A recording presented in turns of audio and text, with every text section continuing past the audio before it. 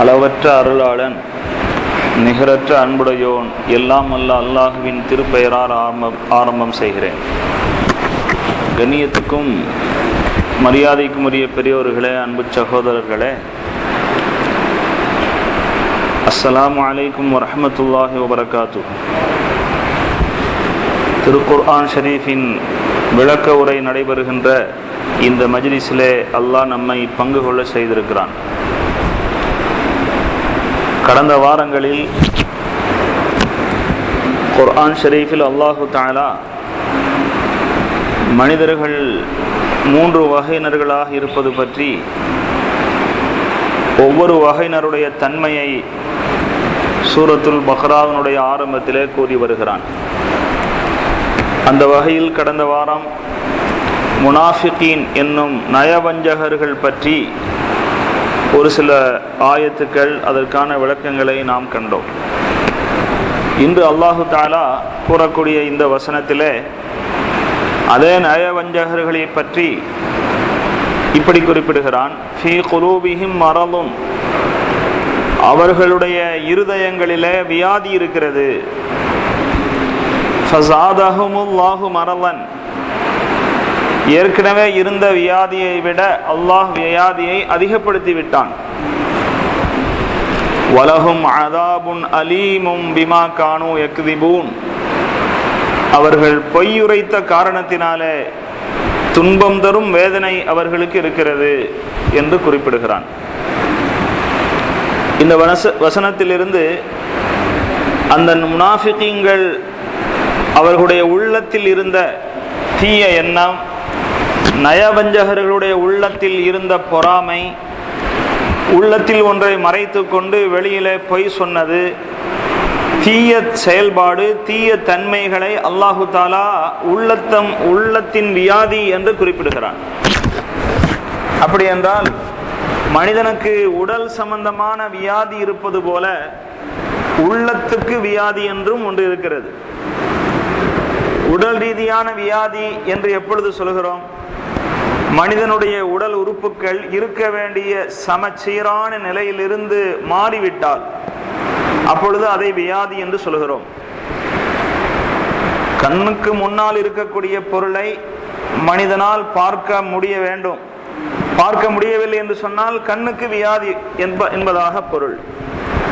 முன்னால் இருக்கிற பொருள் ஒன்று இருந்தது என்று சொன்னால் அது ஒன்றாகவே தெரிய வேண்டும். 4 பொருள் இருந்தது என்று சொன்னால் 4ஆகவே தெரிய வேண்டும். அதற்கு மாற்றமாக தெரிந்தால் அதுவும் வியாதி.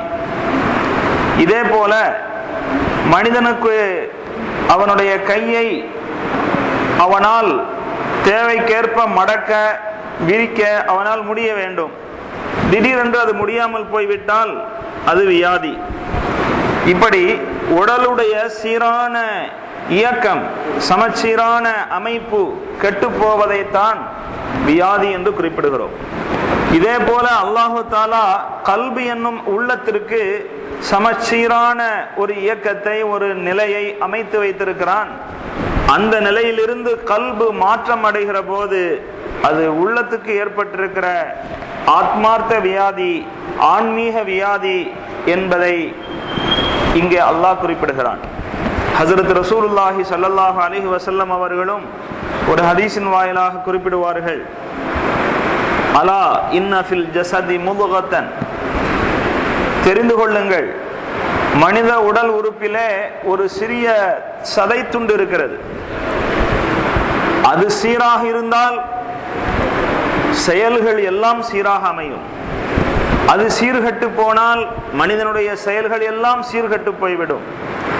மனிதனுடைய உள்ளம் அது சமச்சீரான நிலையிலிருந்து மாற்றம் அடைகிறதுக்கு வாய்ப்பு இருக்கிறது என்பதை இந்த ஹதீஸ் ஊர்ஜிதப்படுத்துகிறது. ரசூலுல்லாஹி ஸல்லல்லாஹு அலைஹி வஸல்லம் அவர்கள் மனிதனிடம் ஏற்படக்கூடிய செயல்பாடுகள் அது நல்லதாக அமைவதற்கும் தீயதாக ஆகுவதற்கும் உள்ளம்தான் அடிப்படை. அவனுடைய உள்ளம் நல்ல உள்ளமாக, பக்குவமான உள்ளமாக, சீர்பெற்ற உள்ளமாக இருக்குமானால் அவனுக்கு நல்ல எண்ணங்கள் தோன்றும், நல்ல திட்டங்கள் ஏற்படும். அந்த திட்டங்கள், அந்த எண்ணங்களின் அடிப்படையில் அவனுடைய உடல் உறுப்புகளால் வெளிப்படுகின்ற செயல்களும் நல்லவைகளாக இருக்கும். அவனுடைய நாவிலிருந்து வெளிப்படக்கூடிய வார்த்தைகளும் நல்லவைகளாக இருக்கும் என்பதை ஹஜ்ரத் ரசூலுல்லாஹி ஸல்லல்லாஹு அலைஹி வஸல்லம் அவர்கள் இப்படி குறிப்பிடுவார்கள். அந்த வகையில நயவஞ்சகர்களாகிய இந்த முனாஃபிகீன்கள் உள்ளத்திலே ஈமான் கொள்ளாமல் வெளியிலே நாவளவிலே நாங்கள் முஃமின்கள் என்று சொல்லி எல்லோரையும் ஏமாற்றி வந்தார்கள். அது மட்டுமல்ல, முஃமின்கள் மீதும் முஸ்லிம்கள் மீதும் அவர்கள் பொறாமை கொண்டார்கள். அதற்கு பொறாமையின் காரணத்தினால இஸ்லாத்துடைய வளர்ச்சிக்கு எதிராக பல்வேறு சதி வேலைகள் செய்தார்கள். முஸ்லிம்களுடைய ரகசிய செய்திகளை காஃபிர் தலைவர்களிடத்தில் போய் சொல்லி கோல் மூட்டினார்கள். இப்படியெல்லாம் அவர்கள் செய்த இந்த செயல்பாடுகளுக்கு அடிப்படை காரணம் அவர்களுடைய உள்ளம் கெட்டு போயிருந்தது என்று அல்லாஹ் குறிப்பிடுகிறான். அல்லாஹ் இந்த வசனத்துடைய இறுதியில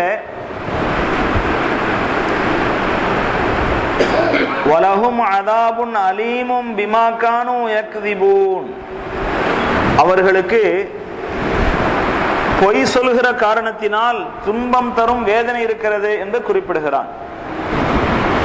அல்லாஹு தஆலா நயவஞ்சகர்களுடைய செயலுக்கு தண்டனையாக மிக கடுமையான தண்டனை இருக்கிறது என்று இங்கு அறிவிப்பு செய்கிறான். அவ்வாறு அறிவிப்பு செய்கிற போது அந்த தண்டனைக்கான காரணம் என்ன என்பதை குறிப்பிடுகிறான். அவர்களுடைய பொய்யுரைத்தல் தான் காரணம். முனாஃபிக்குங்களிடத்துல பொய்ங்கிற தவறு மட்டும் ஏற்படலை, வேற நிறைய தவறு இருந்துச்சு. இப்பதான் நம்ம சொன்னோம், கோல் மூட்டிக்கிட்டு இருந்தாங்க, இஸ்லாத்துக்கு எதிராக சதி வேலைகள் செய்தார்கள், ஈமான் கொள்ள வேண்டிய விஷயங்களை பற்றி சந்தேகப்பட்டு கொண்டிருந்தார்கள், தங்களுடைய மனது எதையெல்லாம் ஆசைப்படுகிறதோ அதையெல்லாம் அவர்கள் செய்ய ஆரம்பித்தார்கள். இப்படி பல்வேறு தவறுகள் அவர்கள் செய்திருந்தாலும் அவர்களுக்கு தண்டனைக்கான காரணமாக அல்லாஹ் பொய்யை சொல்கிறான். பொய் தான் அவர்களுடைய தண்டனைக்கு காரணம் என்று அல்லாஹ் குறிப்பிடுகிறான். இதிலிருந்து நமக்கு தெரிய வருவது, எத்தனையோ பல தவறுகள் ஒரு மனிதனிடத்தில் ஏற்பட்டாலும் பொய் இருக்கிறதே அல்லாஹ்விடத்தில் தண்டனையை பெற்று தருவதில் பெரும் பங்கு வகிக்கிறது என்று தெரிகிறது. பொய் சொல்லுதல் ஹஜ்ரத் ரசூலுல்லாஹி ஸல்லல்லாஹு அலைஹி வஸல்லம் அவர்களால் கடுமையாக எச்சரிக்கப்பட்ட ஒரு பாவமான காரியமாக இருக்கிறது. ஒரு ஹதீஸிலே குறிப்பிடுவார்கள், ஒரு அடியான் பொய்யுரைத்தால் அவனுடைய வாயிலிருந்து துர்நாற்றம் ஏற்படுகிறது. அது மனிதனுடைய சுவாசத்துக்கு தெரிவதில்லை, தூய்மையான மலக்குமார்களுக்கு அது தெரிகிறது. எனவே பொய்யுரைத்தவனுடைய வாயிலிருந்து வெளிப்படும் துர்நாற்றத்தை தாங்கிக் கொள்ள முடியாமல் மலக்குமார்கள் 1 மைல் தூரத்துக்கு சென்று விடுகிறார்கள் என்று ஹஜ்ரத் ரசூலுல்லாஹி ஸல்லல்லாஹு அலைஹி வஸல்லம் அவர்கள் குறிப்பிட்டார்கள். அஸ்ஸிதுகு யுன்ஜி, உண்மை பேசுதல் என்பது ஒரு மனிதனை ஈடற்றத்தில் கொண்டு செல்லும். வல் கிதுபு யுஹ்லிக், பொய் பேசுதல் என்பது ஒரு மனிதனை அழித்து நாசமாக்கிவிடும் என்றும் ஹஜ்ரத் ரசூலுல்லாஹி ஸல்லல்லாஹு அலைஹி வஸல்லம் அவர்கள் குறிப்பிட்டிருக்கிறார்கள்.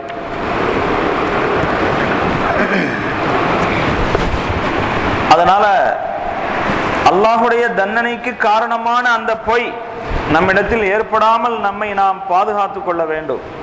இந்த பொய்ங்கிறது சர்வசாதாரணமாக கையாளப்படுகிறது. குறிப்பாக வியாபாரத்தில் பொய்யெல்லாம் இல்லாம வியாபாரம் செய்ய முடியாது என்ற கருத்து பரவலாகி வருகிறது.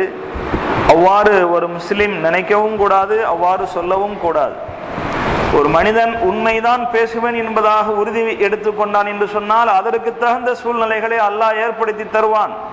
வைராக்கியத்தோடு நடக்கிற போது அல்லாஹு தாலா அதற்குரிய வழிகளை லேசாக்கி விடுவான் என்பதில் சந்தேகம் இல்லை.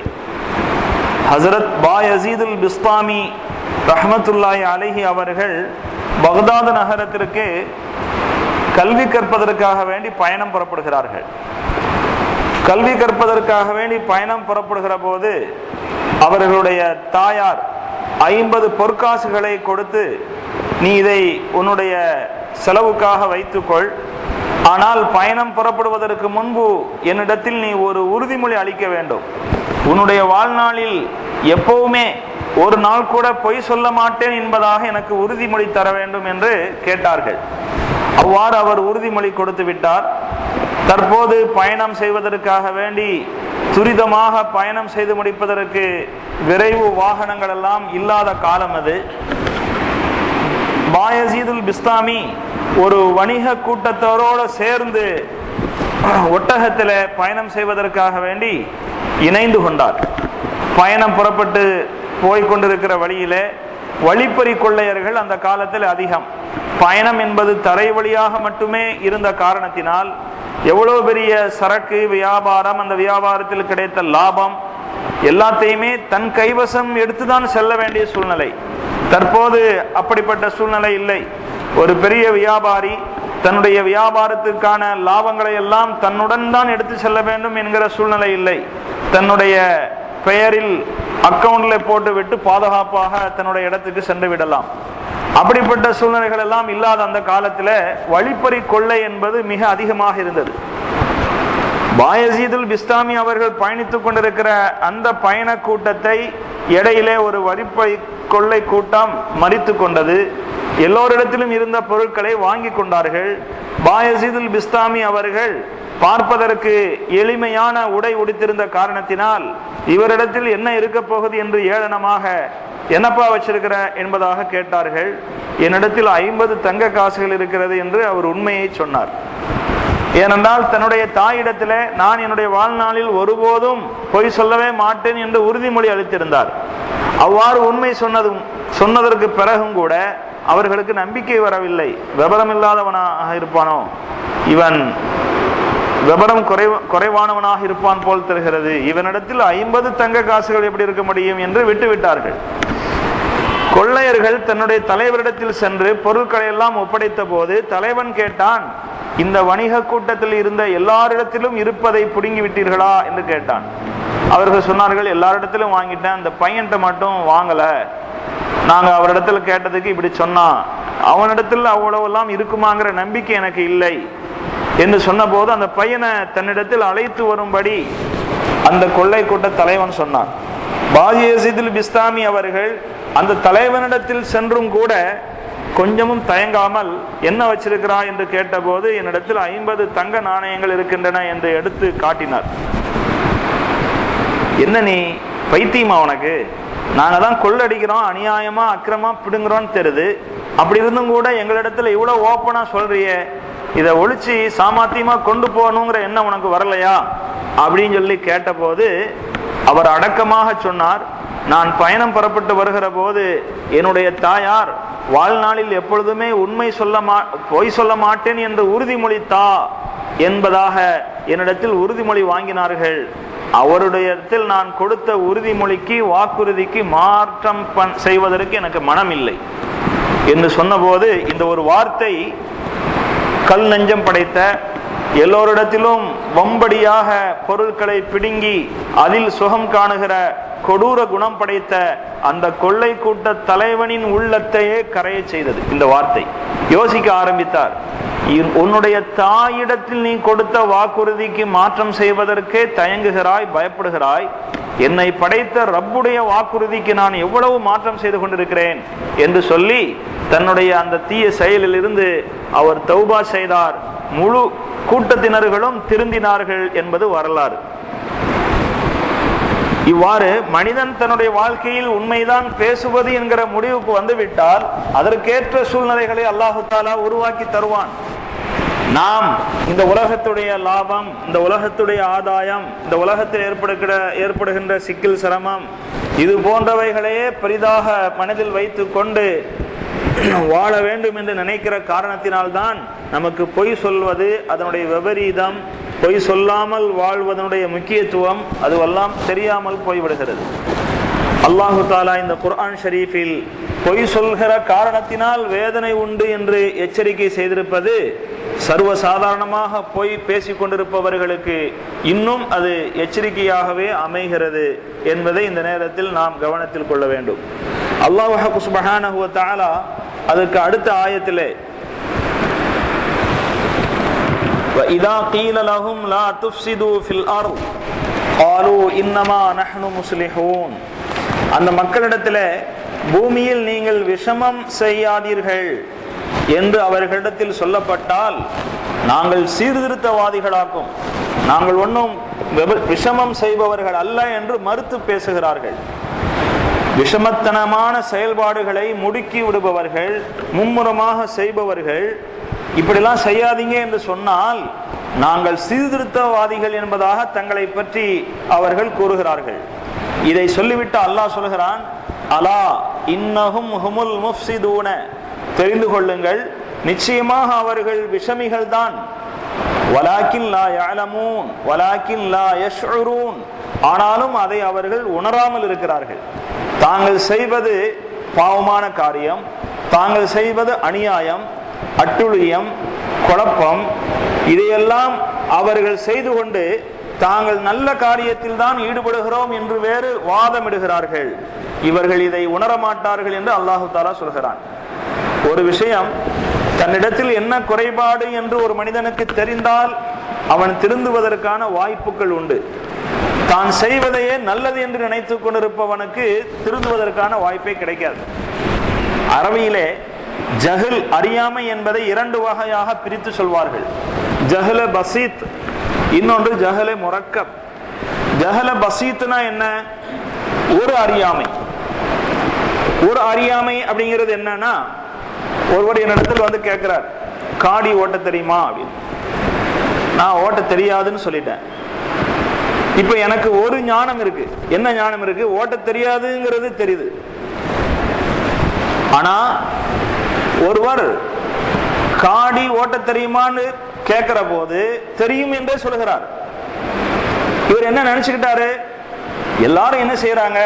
உட்கார்றாங்க, அதை பிடிக்கிறாங்க, இதை பிடிக்கிறாங்க, இதை அமுத்துறாங்க, போகுது. அது மாதிரி நம்மளும் உட்கார்ந்து செஞ்சா போயிட மாட்டிருக்குங்கிற நினைப்புல எனக்கு ஓட்ட தெரியும்ட்டாரு. உண்மையில ஓட்ட தெரியாத ஒருவர் ஓட்ட தெரியும் என்று சொன்னார் என்றால் இதை ஜஹல முரக்கப் என்று சொல்வார்கள். ரெண்டு அறியாமை. ஒன்று ஓட்ட தெரியவில்லை என்பது, ஓட்ட தெரியாதவன் என்ற தன்னுடைய நிலையை பற்றியே தெரியாமல் இருப்பது. இந்த ரெண்டு விஷயமும் சேர்ந்து இருக்கிற ஜஹலுக்கு நிவாரணமே கிடையாது. இந்த அறியாமையை போக்கவே முடியாது.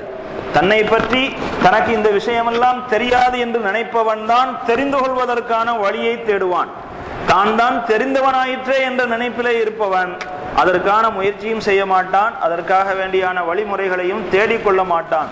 அந்த வகையில தாங்கள் குழப்பமான, பாவமான, அநியாயமான, அட்டுழியமான காரியத்தில் ஈடுபட்டும் கூட தாங்கள் செய்வதையெல்லாம் சீர்திருத்தம் என்பதாக அவர்கள் வாதிடுகிறார்கள். அவ்வாறு வாதிடக்கூடிய அவர்கள் அதை உணரமாட்டார்கள் என்று அல்லாஹு தாலா குறிப்பிடுகிறான். இந்த வசனத்திலிருந்து நமக்கு தெரிகின்ற படிப்பினை, ஒரு மனிதன் தான் நல்லவன் என்று சொல்வதனால் மட்டும் நல்லவனாகிவிட முடியாது. அவனுடைய செயல்பாடுகள் எப்படி இருக்கிறது என்பதை பார்த்து கவனித்துதான் அவன் நல்லவனாக தீர்மானிக்கப்படுவான் என்பது தெரிகிறது. அல்லாஹு தாலா இதற்கு அடுத்த வசனத்திலே வைதா கீலலஹும் ஆமினு கமா ஆமனன் நாசு, அந்த மக்களிடத்தில் நீங்கள் ஈமான் கொள்ளுங்கள், நம்பிக்கை கொள்ளுங்கள், கமா ஆமனன் நாசு, அந்த மக்கள் நம்பிக்கை கொண்டது போல நம்பிக்கை கொள்ளுங்கள் என்று சொல்லப்பட்டால், ஆலு, அவர்கள் அதற்கு பதிலிலே கேட்கிறார்கள், அனுமினு கமா ஆமன சுஃபஹாஉ, அந்த மூடர்கள் நம்பிக்கை கொண்டது போல நாங்கள் நம்பிக்கை கொள்வோமா?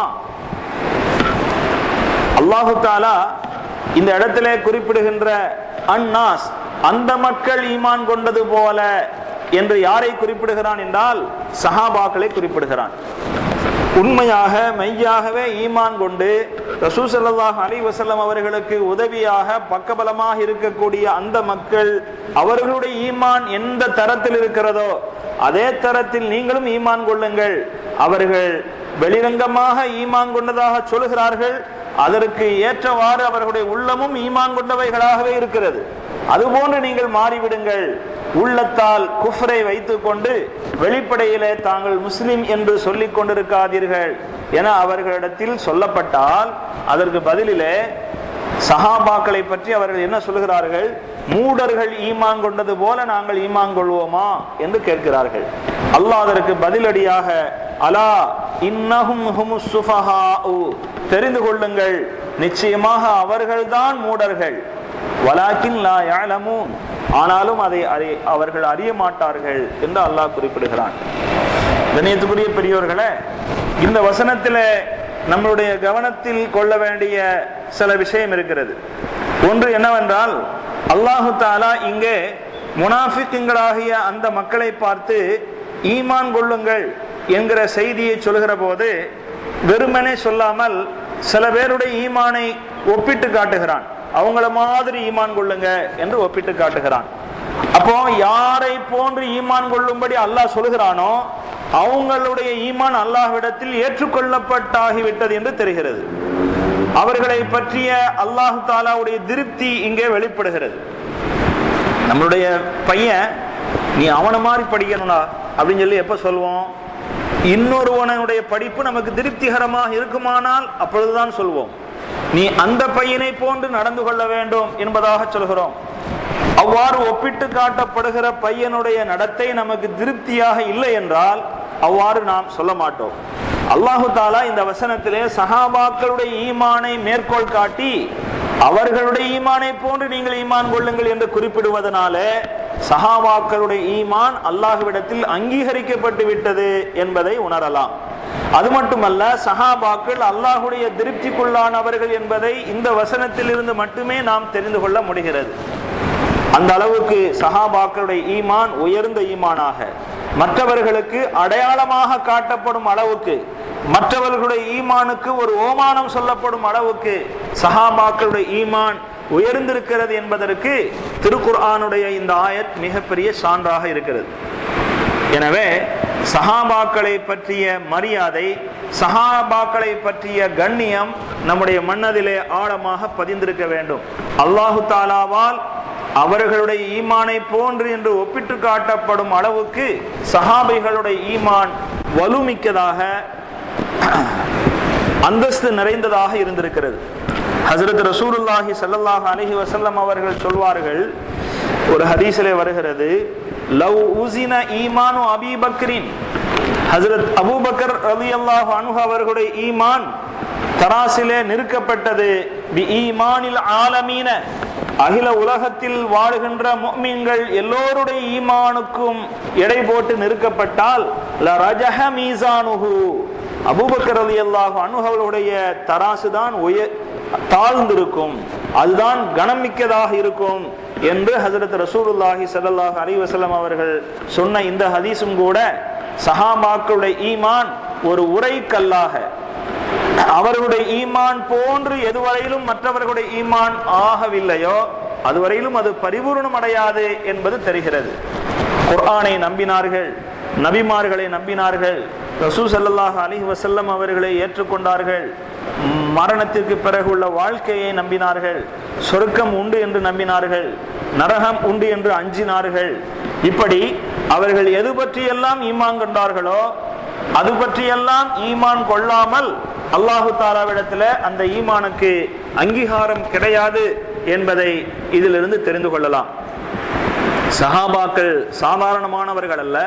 அவர்கள் கொண்டிருந்த நம்பிக்கை, அவர்களுக்கு இருந்த ஈமானுக்கு, ஈமானுடைய பலத்துக்கு நிறைய எடுத்துக்காட்டுகளை நாம் சொல்ல முடியும். ஹஜ்ரத் ரசூலுல்லாஹி ஸல்லல்லாஹு அலைஹி வஸல்லம் அவர்கள் ஒரு முறை ஒரு சஹாபியிடத்திலே தங்க மோதிரம் கையில் அணிந்திருப்பதை பார்க்கிறார்கள். கையிலே தங்க மோதிரம் அணிந்திருப்பதை பார்த்து அதை கொண்டா என்று சொல்லி கழட்டி தூக்கி எறிந்து விட்டார்கள் கோபத்தில். ஆண்கள் தங்கம் அணிவது ஹராம், தெளிவாக சொல்லப்பட்ட விஷயம். அவ்வாறு ஹராமான அந்த வேலையை ஒரு சஹாபி செய்திருக்கிறார் என்பதை தாங்கள் பார்த்தவுடன் அதை தூக்கி எறிந்து விட்டார்கள். தங்கத்தை ஒரு ஆண் பயன்படுத்துவது, தான் அணிந்து கொள்வதுதான் ஹராம். ஆனா அதை விற்கலாம், வாங்கலாம், அது ஒன்றும் ஹராம் இல்லை. அப்போ ரசூல் ஸல்லல்லாஹு அலைஹி வஸல்லம் அவர்கள் அந்த பாதையை கடந்து சென்றதற்கு பிறகு அவர்களுடைய நண்பர்கள் எல்லாம் சொன்னார்கள், இந்த தங்க மோதிரத்தை எடுத்து விற்று நீ பயன்படுத்தி கொள்ளலாம், இல்ல அந்த காசை பயன்படுத்தி கொள்ளலாமே என்று சொன்னார்கள். அதற்கு அவர் சொன்னார், ஈமானுடைய உறுதியை பார்க்க வேண்டும்.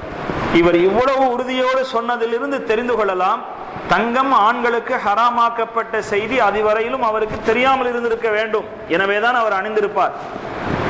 ரசூலுல்லாஹி ஸல்லல்லாஹு அலைஹி வஸல்லம் அவர்கள் தூக்கி வீசிய அந்த மோதிரத்தை நான் எடுப்பதற்கு தயாராக இல்லை என்று சொன்னார்.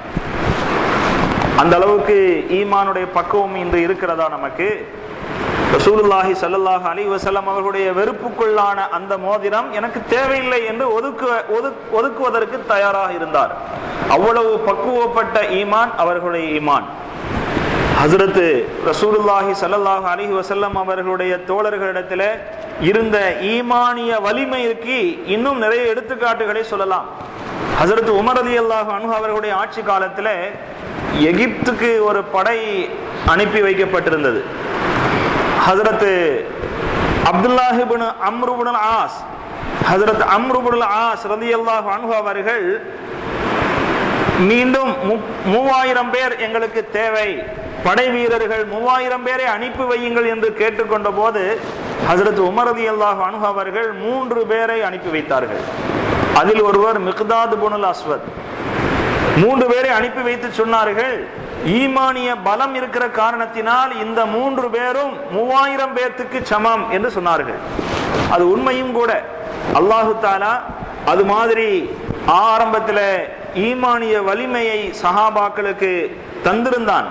எனவேதான் குறைந்த எண்ணிக்கை கொண்ட படை வீரர்கள் நிறைய எண்ணிக்கை கொண்ட பெரிய படையை மிகவும் சுலபமாக தோற்கடித்தார்கள், ஜெயித்தார்கள்.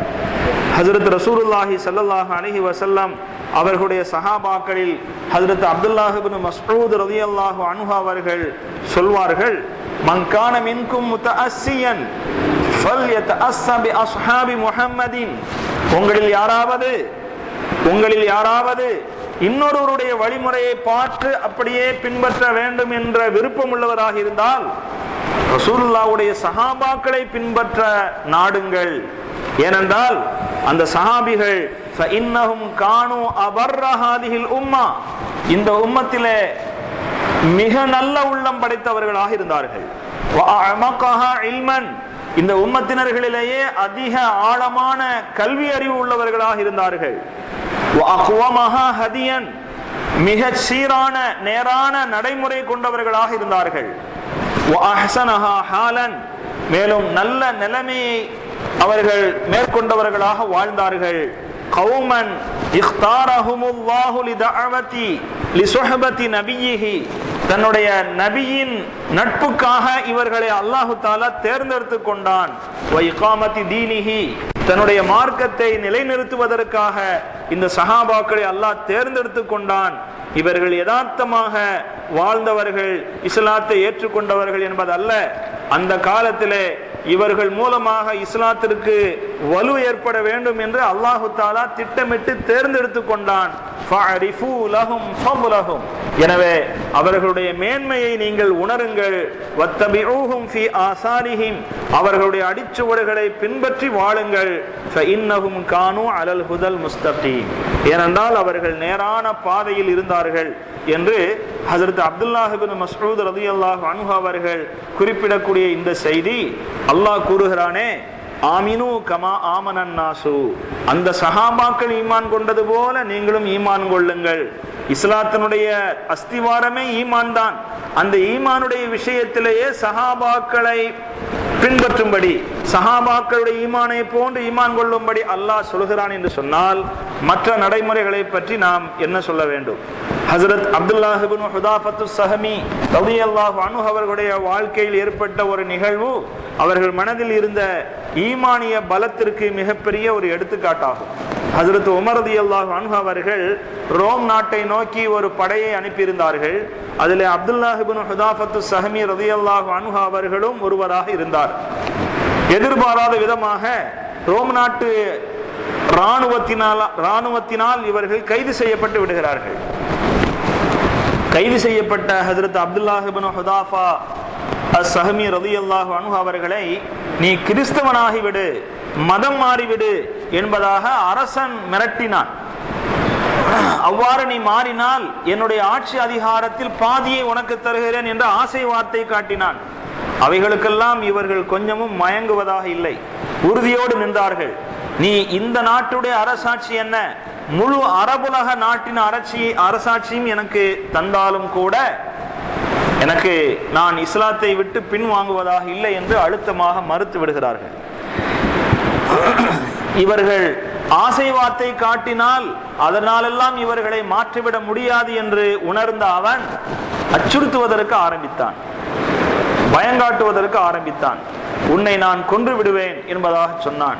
சொன்னது மட்டுமல்ல, சுடுதண்ணியை ஒரு பெரிய பாத்திரத்திலே கொதிக்க செய்து அவருடைய கண்ணுக்கு முன்னாலேயே இன்னொருவரை கொண்டு வந்து பொசுக்கினான்.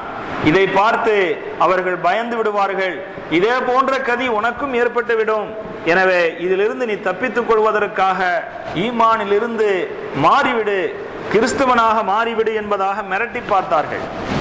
குர்ஆன் ஷரீஃபிலே ஒரு அனுமதி இருக்கிறது. நிர்பந்தப்படுத்தப்படுகிற போது உள்ளத்தில் ஈமானை நல்ல முறையில் மனதார வைத்து கொண்டிருக்கிற சூழ்நிலையில் எதிராளியினுடைய திருப்திக்காக வேண்டி தன்னுடைய உயிரை காப்பாற்ற முடியும், அப்படித்தான் உயிரை காப்பாற்ற முடியும் என்கிற அந்த சூழ்நிலையில வார்த்தை அளவில் குஃப்ரான வார்த்தைகளை சொல்வது, நான் உன் மதத்தை ஏற்றுக்கொண்டேன் என்று சொல்வதற்கு குர்ஆன் அனுமதிக்கிறது. இல்லாமன் உக்ரிஹ வ கல்புஹு முத்மஇன்னும் பில் ஈமான், உள்ளம் ஈமானை நிம்மதியாக ஏற்றுக்கொண்டிருக்கிற சூழ்நிலையில் ஒருவர் பலவந்தமாக குஃப்ருடைய வார்த்தை சொல்லும்படி நிர்பந்திக்கப்பட்டால் அவ்வாறு சொல்வதில் தவறு எதுவும் இல்லை, அவ்வாறு சொல்லி தன்னுடைய உயிரை காப்பாற்றிக் கொள்ளலாம் என்கிற அனுமதி எல்லாம் இருக்கிறது. அப்படியெல்லாம் இருந்தும் கூட அப்துல்லாஹ் இப்னு ஹுதாஃபத்து ஸஹமி ரலியல்லாஹு அன்ஹு அவர்கள் அதை பயன்படுத்துவதற்கு தயாராக இல்லை, அழ ஆரம்பித்து விட்டார்கள். வேறொருவர் பொசுக்கப்படுவதை பார்த்து அழ ஆரம்பித்து விட்ட அவர்களை நையாண்டியாக கேட்டான், என்ன பயமாக இருக்கிறதா, உயிர் பிரிய போகிறது என்று அச்சமாக இருக்கிறதா? ஹஜ்ரத் அப்துல்லாஹ் இப்னு ஹுதாஃபத்து ஸஹமி ரலியல்லாஹு அன்ஹு அவர்கள் சொன்னார்கள், நீங்கள் நினைப்பது போன்ற அற்ப காரணத்திற்காக நான் அழவில்லை. அல்லாஹ் எனக்கு கொடுத்திருப்பதோ ஒரு உயிர், என்னுடைய தலைமுடியில் இருக்கின்ற முடிகளின் எண்ணிக்கை அளவுக்கு எனக்கு உயிர்கள் வழங்கப்பட்டால் அத்துணையையும் ஈமானின் பேரில் நான் தியாகம் செய்திருப்பேனே, எனக்கு ஒரு உயிர் தானே இருக்கிறது என்று நினைத்து அழுகிறேன் என்று அவர்கள் சொன்னார்கள். இவரை மாற்றவே முடியாது என்கிற நிலையை அவர்கள் உணர்ந்ததற்கு பிறகு, சரி போகட்டும், நீ என்னுடைய தலையில் முத்தமிடு, உன்னுடைய உயிரை நீ காப்பாற்றிக் கொள்ளலாம் என்று சொன்னான்.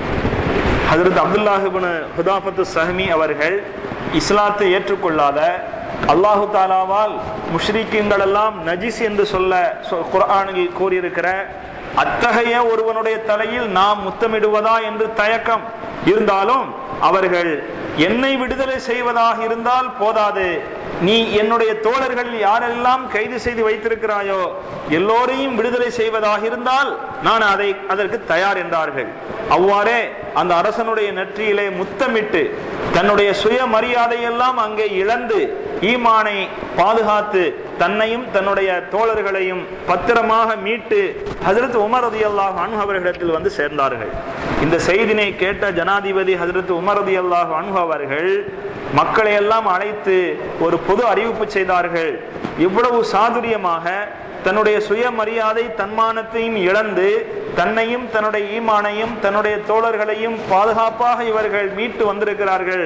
எனவே எல்லா முஸ்லிம்களும் இவருடைய இந்த செயலை பாராட்டும் விதமாக ஹுதாஃபத்து ஸஹமியுடைய தலையிலே முத்தமிடுவது நமக்கு கடமையாகிவிட்டது என்று சொல்லி ஆரம்பமாக நான் முத்தம் தருகிறேன் என்று ஹுதாஃபத்து ஸஹமி ரலியல்லாஹு அன்ஹு அவருடைய நெற்றிக்கு ஜனாதிபதி உமர் ரலியல்லாஹு அன்ஹு அவர்கள் முத்தம் தந்தார்கள்.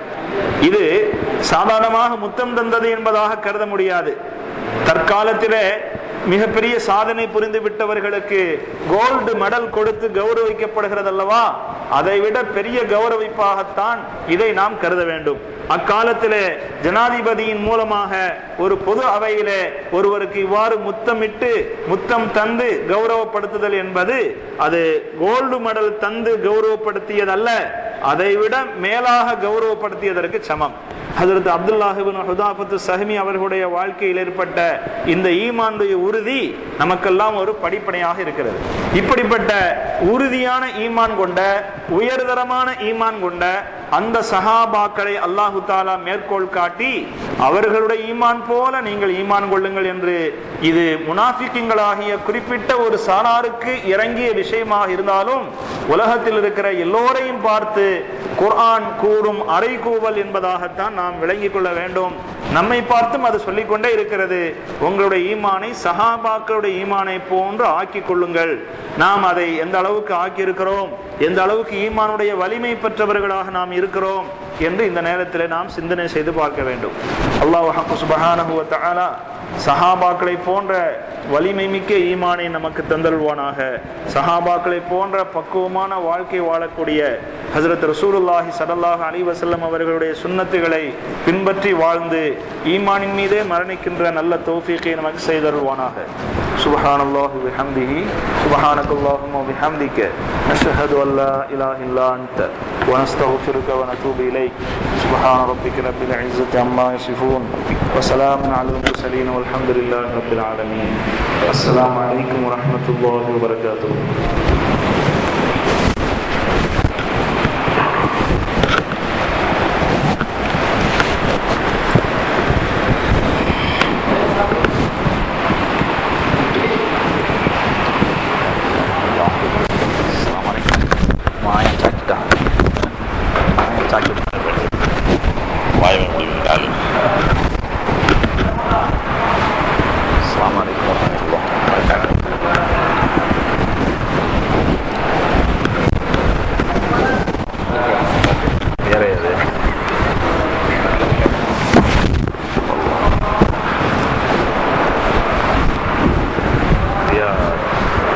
சாய் வாங்கிக்கிட்டீங்க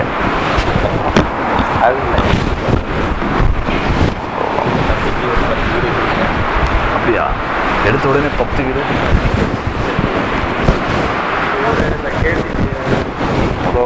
முதல் ஒரு வீடு பண்ண சொல்லுங்க.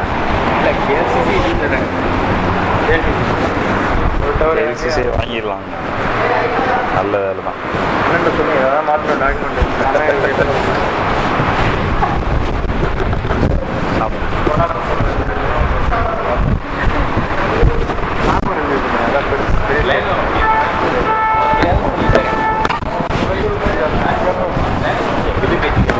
நம்ம ஆட்சிக்கு உட்பட்டதுல தான் செய்யணும்.